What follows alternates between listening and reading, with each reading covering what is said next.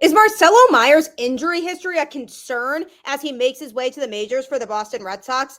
More on that on today's Locked On Red Sox.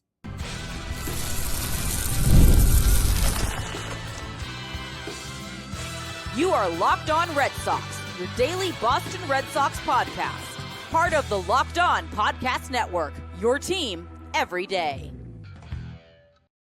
Hello and welcome to Locked On Red Sox, your daily Boston Red Sox podcast, part of the Locked On Podcast Network, your team every day. I'm your host, Gabby Hurlbut, Malganian now, former ESPN social media associate and current host of the Boston Balling podcast as well. And I am here to bring you the latest in all things Boston Red Sox, Monday through Friday, straight to your favorite podcast feed. And the best part is it's all free. So you have nothing to lose but to tune in because Locked On is your team every single day. Today's episode is brought to you by Game Time. Download the Game Time app, create an account, and use code LOCKEDONMLB for $20 off your first purchase.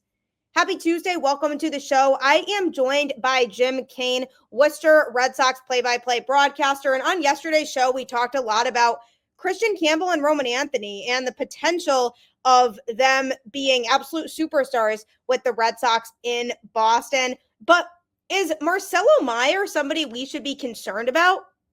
Obviously, you then have Marcelo Meyer, who unfortunately has had injury that has kind of slowed down his progression a little bit. Are you concerned at all about him because of the fact that he hasn't been able to play as much due to injury?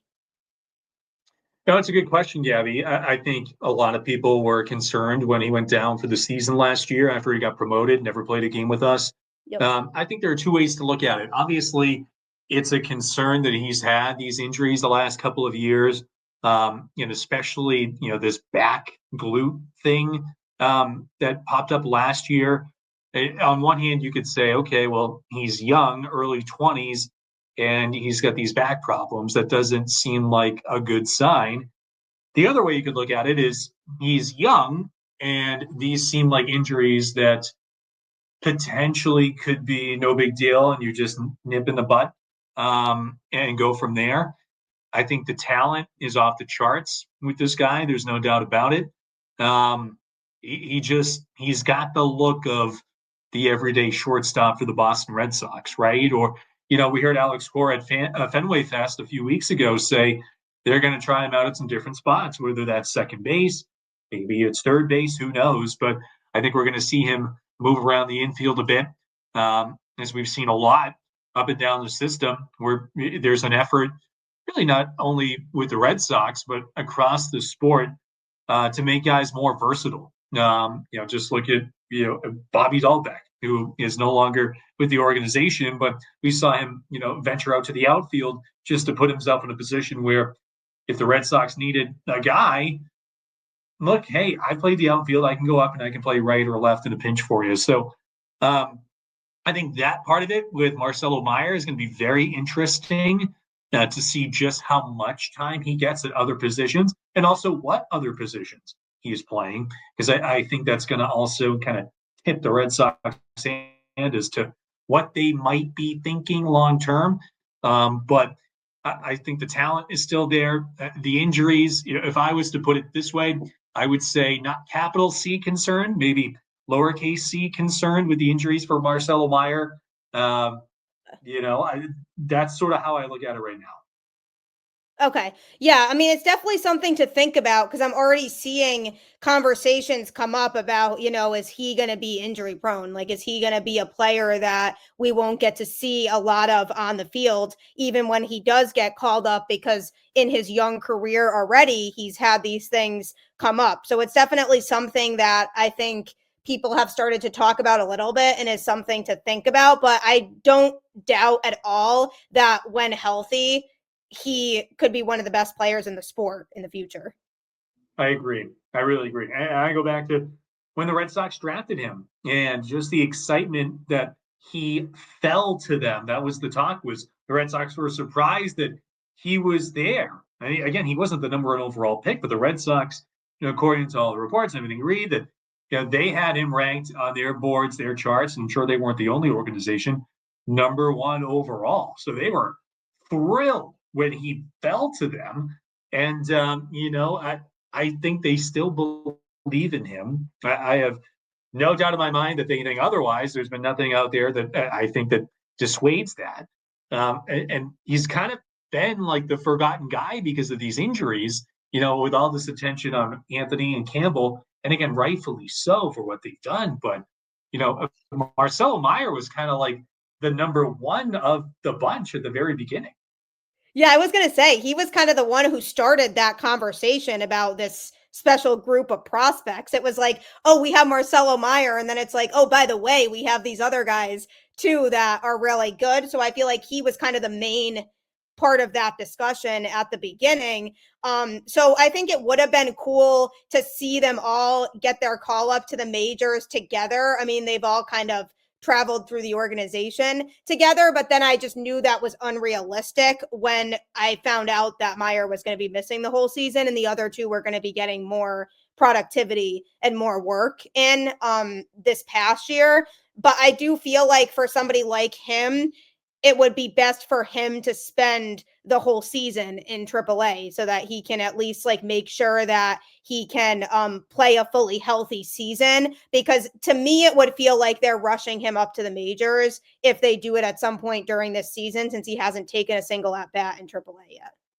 Yeah, I completely agree with that. And also the way you look at it right now with the Red Sox infield situation, it's a bit crowded, right? So I totally on board with you. I don't think they're going to rush him, and I certainly hope they don't.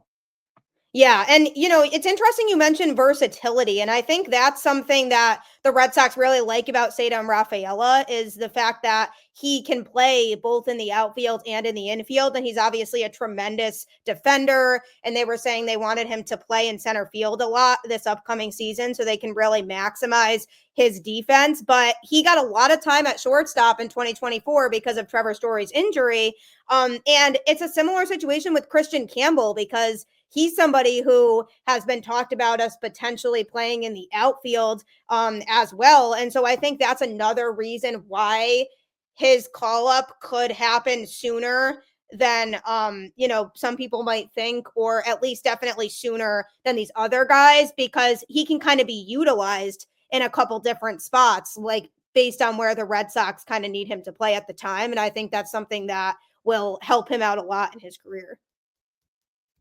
I agree. And yeah, it's just been an effort in this regime, specifically, it seems, to make guys as versatile as possible.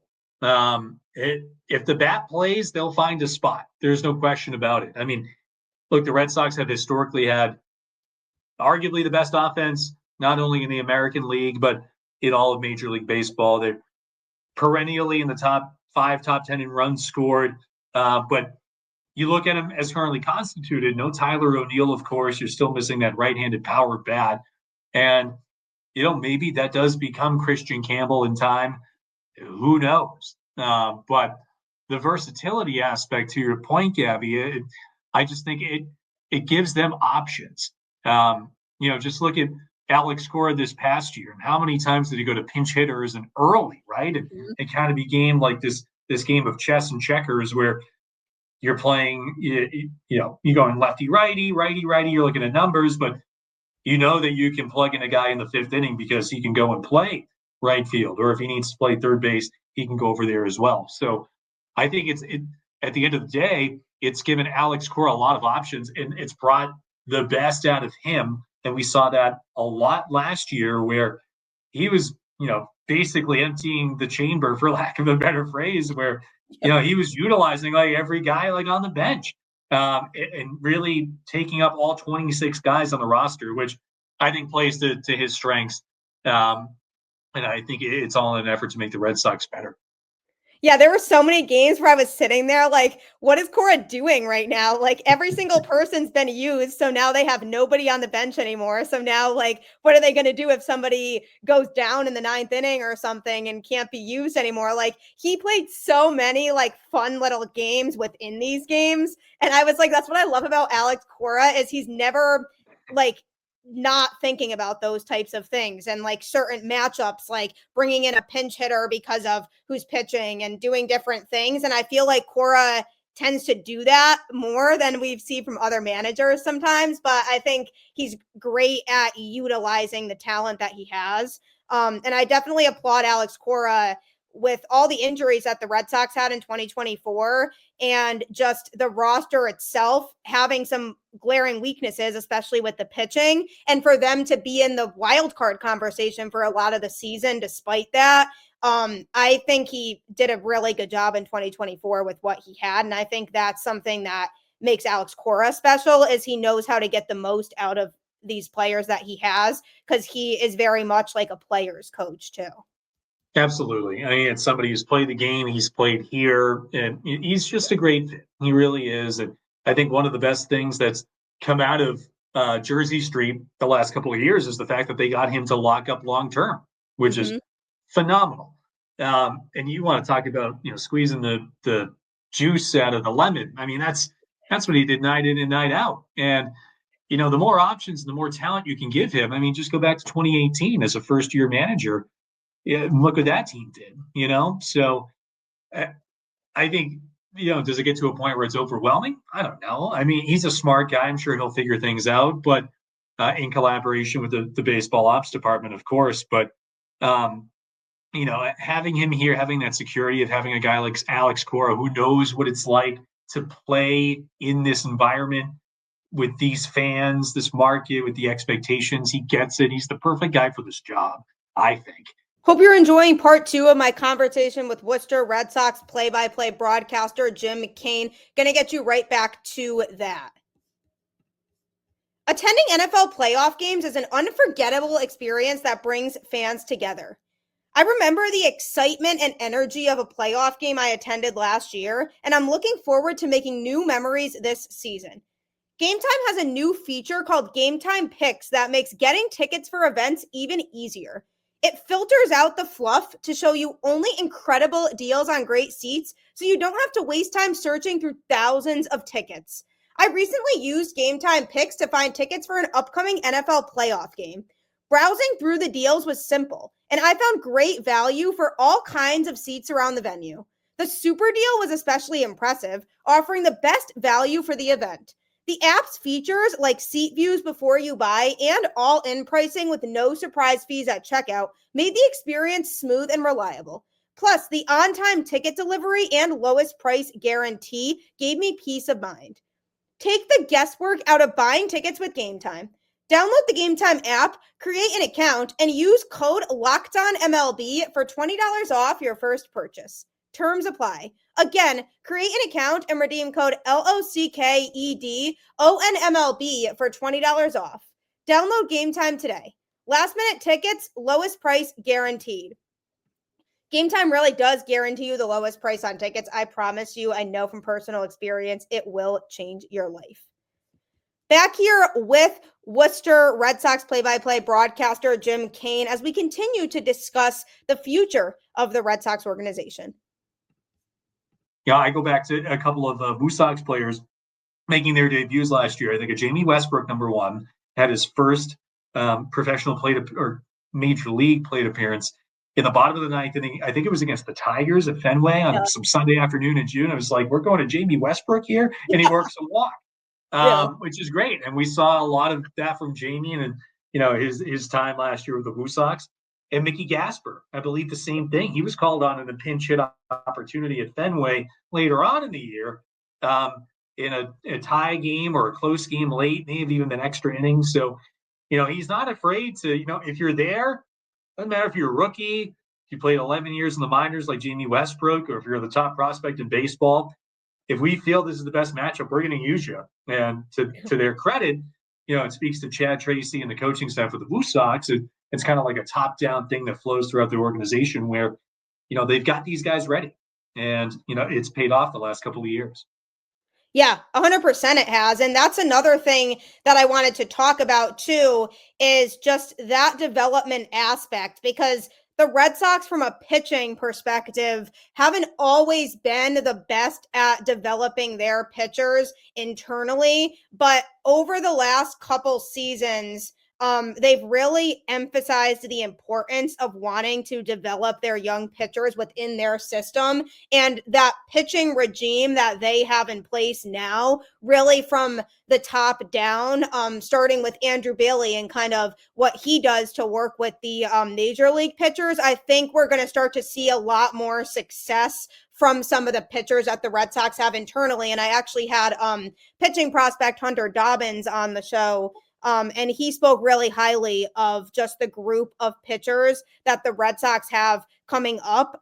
So how do you feel about this pitching group right now and some of the guys that you see pitch in AAA and their chances of success in the majors? Well, I think there's a lot of upside and a lot of guys with really good stuff. And Hunter specifically, getting to see him for a little bit last year at the tail end of the season. I mean, this is a guy with swing and miss stuff. Bit of an adjustment period, but you could see why he was the Red Sox minor league starting pitcher of the year. Really good kid, good head on his shoulders as well. He's been through a lot already in his young professional career and his baseball life. I still think they're probably still searching for that horse, that ace, right? Obviously Tanner Houck, Cutter Crawford, a lot of these guys, even Brian Bayo, homegrown. And you hope that they can turn into a homegrown John Lester, or if you want to throw maybe like a Clay Buchholz in there. It's been a while, right, since they've developed that stud. Yep. And as much as we like, Tanner Houck, all-star, he was great. Cutter Crawford has shown, flashes, and even Brian Bayo, those guys making 30 starts each. But they're not at that level yet. Now, that's not to say that they can't get there, right? But they're still, all these years later, has not been that stud Paul Skeens type of guy, right? So it's been a while. And just kind of looking at things now, I think that spot is up for the taking. Now, can a guy like Hunter Dobbins make that jump and be that guy? Maybe. Could it be a Luis Perales, who is highly thought of, but obviously had the arm injury last year, starting to throw off a mound again? He's probably not going to be what he was pre-injury in 2025, but I think it's just an ongoing thing. I mean, you look at the past regimes, it's just something that has eluded the Red Sox for the better part of, 2 decades now.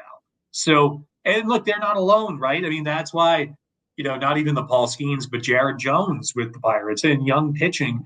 That's why the asking price is so high, because it's so rare and everybody wants it. Everybody wants that young, controllable stud starting pitcher, because they don't grow on trees as much as we'd like for them to, right? But that's just not the case. Nice, so yeah, it would be nice. It would be nice. But, like I said, I do think a guy like Hunter Dobbins, maybe there's a chance there, right? And then you see what they did taking a flyer, not necessarily a flyer, but, you give up a guy in Nick York to get a guy like Quinn Priester, who I think showed some really good swing and miss stuff in his time with Worcester. And even Richard Fitz, what he did in his cup of coffee with the Red Sox. So I think there are guys there. I think the question is going to be, with those guys I just mentioned, can they take that next step? And can they sort of grab that stud type of role? I think that remains to be seen. And I think going back to those big league guys that were homegrown, you would like to see, okay, Tanner Houck, all-star.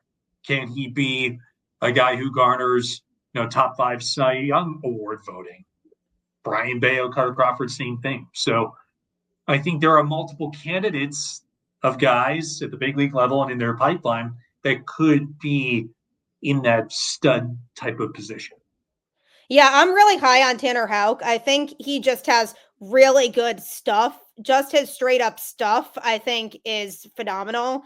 And I think one of the biggest things that I wanted to see him work on was just his ability to be able to go deeper into games and be able to utilize more pitches. And I think he's come a long way in that regard. And I mean, he did, he threw more innings in 2024 than he had prior to that in his career. And same with Cutter Crawford too. I mean, Brian Bayo, these guys, they got a lot more reps in 2024. And I think that's going to be huge for the development of all three of them. But it's interesting for them to bring in a guy like Garrick Crochet now, who I think they believe truly could be the ace of the pitching staff for years to come. I'm hoping that they can work out an extension with him, because I think that would be huge. I mean, they gave up some really talented prospects for him, so it would be kind of a letdown if they are unable to extend him. But I feel like he, for years to come, could be that number one. I'm just hoping that besides him and even, the Bayo Hal Crawfords of the world, that they have other guys in their organization at the lower levels that they believe in that could continue their development process and come up and be a reliable piece of that rotation. Yeah, and honestly, I do think that, with Justin Willard, Andrew Bailey, Breslow, and sort of what they have built out here in terms of pitching development, I think the proof was in the pudding this past year, in year one, and I think it's only going to get better. The Richard Fitzes, the Quinn Priesters I had mentioned, but a lot of other guys, even like some of the journeyman, veterans that they bring in on minor league free agent deals, they kind of got in the lab, so to speak. And credit to Dan DeLucia, our pitching coach with the Woo Sox, phenomenal guy first and foremost, but also the work that he did with our pitching staff all year long, sensational stuff. So I think there's buy-in from the top down in what they've sort of built in here, this pitching development lab, whatever you want to call it. Yeah. I think it's worked so far, and just kind of raising the floor of a lot of these guys, and maybe also raising the ceiling of some of these guys, where it's like, okay, they turned X pitcher into this. Could he take another step? So I think it goes back to that. I think there's a lot of buy-in and a lot of belief in what Justin Willard, again, and Andrew Bailey have done. And I think it's only going to get better. Much more to come on my interview with Worcester Red Sox play-by-play broadcaster Jim Cain, where we are discussing a variety of topics, including the bright future that the Red Sox organization has. But just a reminder that you can subscribe to Locked On Red Sox on any podcast platform, including YouTube, where I am here Monday through Friday to talk about all things related to this team. I am here in the dog days of summer, in the dog days of winter, no matter what time of year it is, in the heart of the season when the Red Sox are hopefully making a playoff push in 2025. I am here to keep you up to date on all the latest going on with this team. So make sure you're subscribed to the podcast. You can also follow the show on Twitter at LO_Red Sox, where I can interact with you and you can connect with other Red Sox fans who share that same passion as you do about this team. And you can make sure you don't miss out on anything involving some of the cool guests that I have on the show, like Jim. So make sure that you follow the show on Twitter as well. And also, if you're looking for another baseball show, tune into Locked On MLB right after this. I appreciate you making Locked On Red Sox your first listen today. You can make Locked On MLB your second with host Paul Sullivan, aka Sully, as we call him around here. He will keep you up to date on all things going on across Major League Baseball. So if you want to stay informed with what's going on with other teams around the league, he has you covered Monday through Friday as well on YouTube or wherever you listen to podcasts. So make sure you check that out next. Back here with Jim Cain from the Worcester Red Sox, where we are currently discussing the Red Sox pitching lab that they are hoping to establish as a chain of success for years to come. I also did have Andrew Bailey on the show earlier in the season last year, and just the way he was talking about his approach with the pitchers and how he wants to get the most out of them, I think is really cool and something we haven't always seen within the Red Sox pitching staff. And I truly do feel like having Andrew Bailey at the helm at the major league level is going to help a lot of these guys to really maximize their potential. And we might see some, time before this actually unfolds in terms of seeing the results of all of this happen. And I think there could be a waiting period involved to see ultimately how this all goes about and how it turns out at the end of the day. But I do like the idea of what Andrew Bailey is doing. And I think bringing in Breslow, who already was a pitching guy to begin with, I think it just really shows how much the Red Sox are trying to prioritize that pitching system and really getting guys up here in the majors that will have longer successful careers within the Red Sox organization. Yeah, there's certainly a buy-in. among the staff, it seems, and it seems that way with the players, just talking to guys last year. And again, it seemed like the proof was in the pudding with maybe not traditional numbers, ERA and some of those things, but some of the under the hood numbers and really digging deep into things. Yeah, I think it starts at the top, and it seems like they've got a good thing going there. And with those three guys, it's kind of trickled on down throughout the organization. So I think they believe in what they've got going on. Obviously, there was all the talk at the beginning of last year where they weren't throwing four-seam fastballs, right? And it kind of seemed like the league adjusted to that a bit, but it's a game of adjustments, and we'll see what they have up their sleeve for 2025.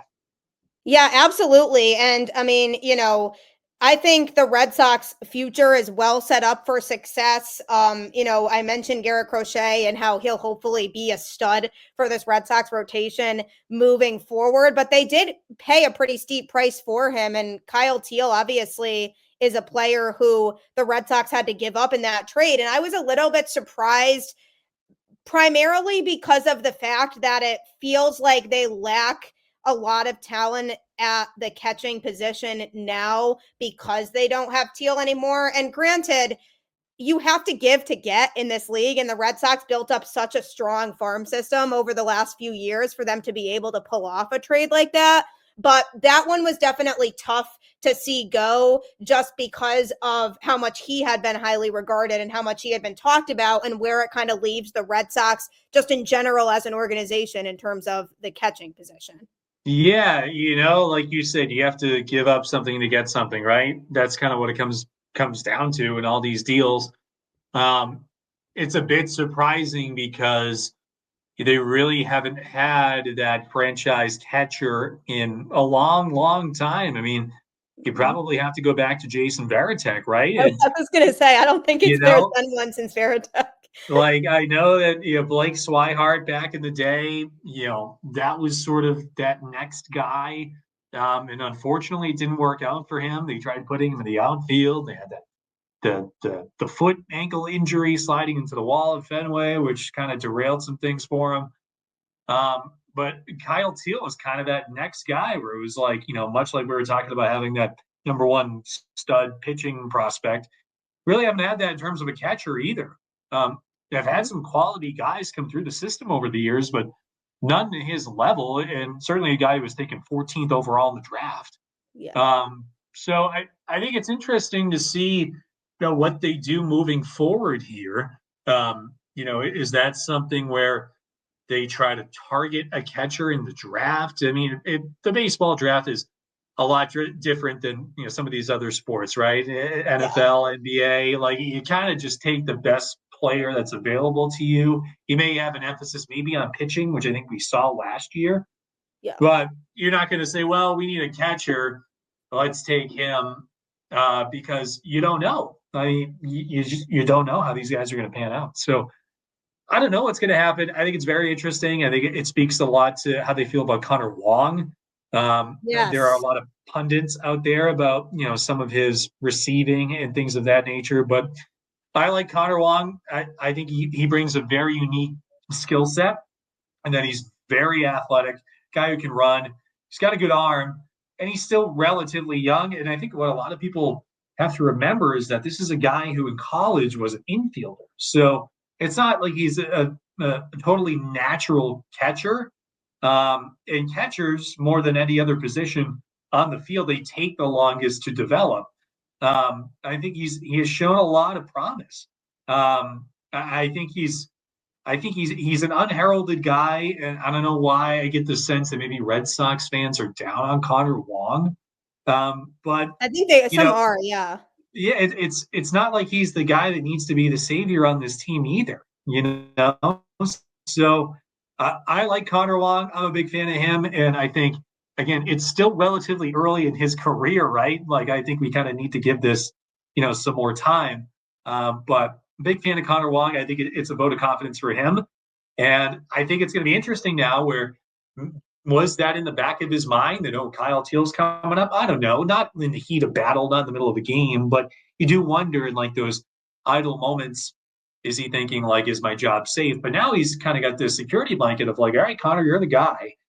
So does that make him more comfortable? I would hope, I would think.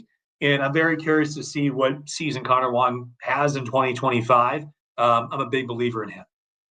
Yeah, I think 2 years ago when he had to pull a lot more of the weight because Reese McGuire was injured and, they were trying to figure out a backup catching situation temporarily and Connor was playing in so many games.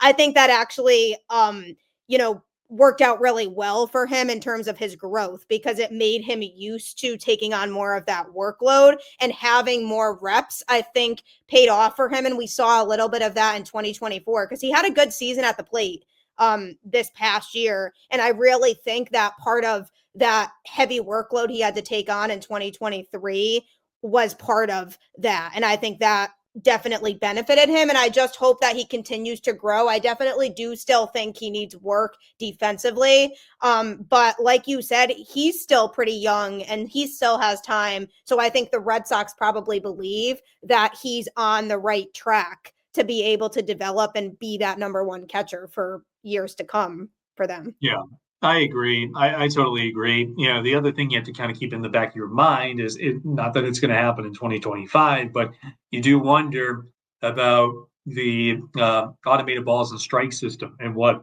pitch framing is going to look like in a couple of years that may be non-existent, right? So, we've seen it in AAA the last couple of years, the effect that that's had on the game.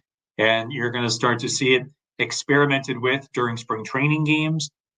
It's coming. It's inevitable. There's no question about it. And it's going to change the catching position. I'm curious to see how that would affect a guy like Connor Wong and everybody else moving forward.